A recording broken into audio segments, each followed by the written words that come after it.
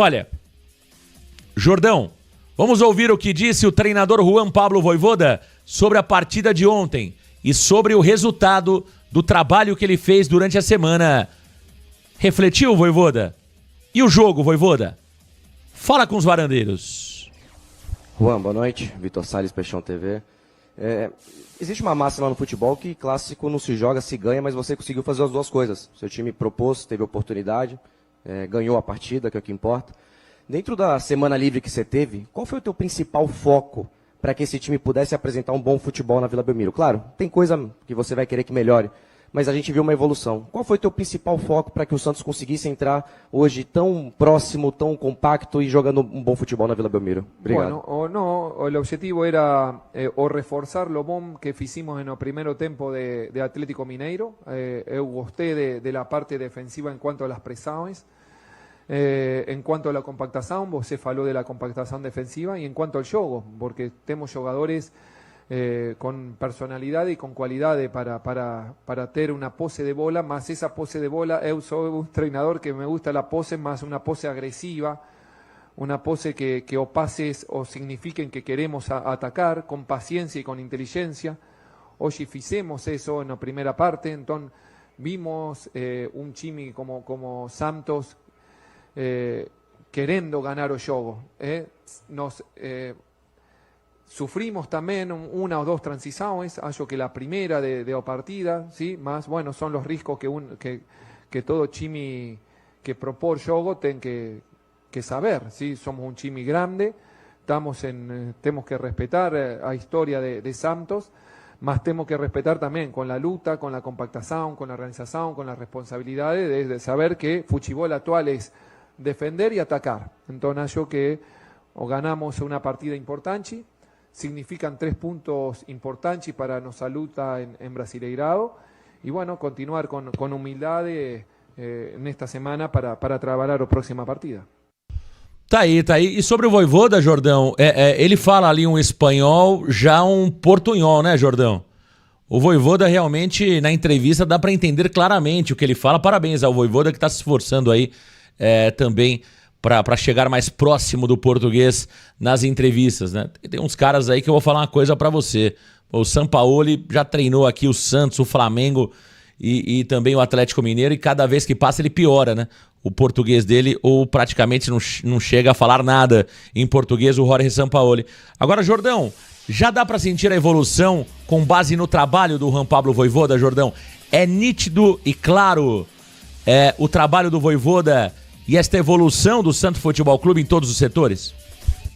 Com certeza, principalmente na defesa. Eu acho que é o principal destaque do trabalho do Vojvoda nesse momento, visto que o Santos, nos jogos que realizou com ele no comando, foi seguro em todas as partidas. São 3 jogos e apenas um gol sofrido, justamente contra a equipe do Atlético Mineiro, e foi um gol ali de uma falta de atenção geral da defesa, né? O Adonis Frias ainda estava entrando no gramado, o Santos não se atentou a isso e deixou o Igor Gomes livre. No mais, jogo contra o Fluminense, o Peixe foi muito bem na defesa. Ontem contra o São Paulo foi muito bem no jogo. Ele até comenta também que o Santos sofreu um pouquinho com a transição do São Paulo para o campo de ataque com o Ferreirinha, mas depois conseguiu ajustar isso, compactando as linhas. Então eu vejo sim uma evolução nítida, não só no conjunto, mas também no individual dos atletas. O Luan Pérez, o que tem jogado de bola, Luan Pérez, não está escrito.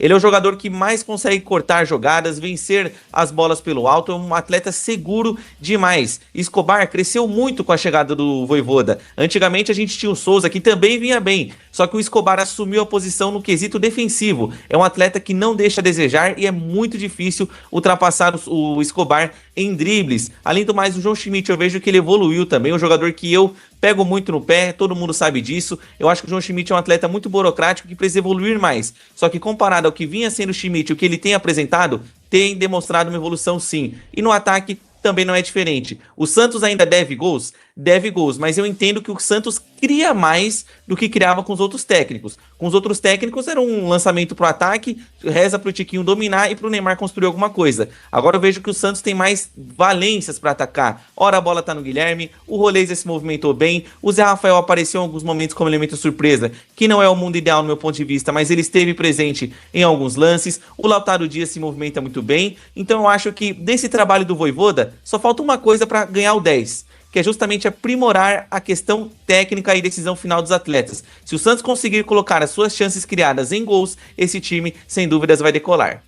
E Jordão, eu vejo da seguinte forma, né? Ontem eu tava lendo um comentário no chat, acabei não respondendo. Quando eu elogiava o Escobar, tinha um varandeiro que colocou o seguinte: mas você queria o Souza, né? O cara me dando uma cutucada, né? Você vai se lembrar, Jordão, que eu dizia o seguinte: eu acho o Souza excelente, mas eu dizia o seguinte: é uma pena que nós só podemos colocar um lateral esquerdo, porque pra mim jogariam os dois, né? Eu sempre fui um cara aqui que falei muito bem sobre o Gonzalo Escobar, mas o fato de eu elogiar o Escobar não significa dizer que eu não goste do Souza. Eu posso gostar dos dois e entender que o Souza pode ser titular e o Escobar também pode ser útil, talvez jogando em uma outra posição. Por exemplo, ontem, Jordão, o Escobar fez uma partidaça, mas eu acho que no segundo tempo ele poderia, por que não, ter colocado o Souza, porque o Souza tem muita velocidade e poderia jogar mais aberto pela esquerda, entende? Então, o Santos tem dois grandes laterais, gente. São dois laterais com características diferentes, isso que é muito legal, né? O Vojvoda, eu acho que ele vai poder explorar um pouco mais o Souza. Aliás, Jordão, o Souza será titular do próximo jogo, né? O Souza vai ocupar a vaga do Gonzalo Escobar, que levou o terceiro cartão amarelo. Tá aí uma oportunidade para que a gente possa acompanhar um pouco mais o Souza, que é um jogador muito arrojado, é um jogador de muita personalidade e com característica diferente da do Escobar. O Escobar é impecável na marcação, mas deixa muito a desejar do meio para frente, né? O cruzamento do Escobar é muito ruim, o último toque do Escobar é muito ruim, agora do meio para trás ele é um monstro, né? É difícil passar pelo Escobar. Esse cara, defensivamente, eu falava ontem na transmissão, Jordão, se o Escobar fosse um jogador um pouco mais qualificado tecnicamente, né, e melhor chegando à linha de fundo, era jogador de seleção argentina. Porque o que esse cara marca, o que ele se entrega, é uma barbaridade, Jordão. Taticamente é um jogador perfeito defensivamente.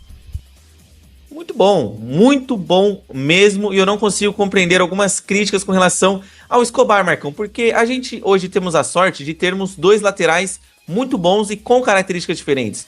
O Souza, ele é muito bom atacando, ele quando na base ele atua até de ponta, jogando mais no ataque, é um fato. Só que ele deixa a desejar na defesa? Não. Eu acho que o Souza ele é até um pouco mais completo que o Escobar, Marcão. Só que com relação ao argentino, ele é um jogador que, gente, quem assiste os jogos do Santos e vê o posicionamento dele e a forma que ele marca e quando os adversários partem para cima do Escobar, é impossível quase passar pelo Escobar. Ele é um jogador que não perde nenhuma jogada. Ele está em todas. E além do mais, você que tem uma discordância com relação a isso, puxe os números dele. A estatística não mente. O Escobar não leva um drible por jogo. A média dele é de menos de um drible por jogo. Só que o fato dele não ser bom tecnicamente falando, quando ele deixa a desejar tentando algum cruzamento, indo pro ataque, é claro que surgirão críticas. E estão certas, a gente critica o Escobar nesse quesito, buscando a melhoria do jogador. Porque se ele melhorar nesse aspecto, ele vira um jogador perfeito para a posição. Então, eu não entendo quem critica o Escobar, coloca rótulos de jogador ruim nele, sendo que defensivamente falando, ele é um dos laterais que mais entregam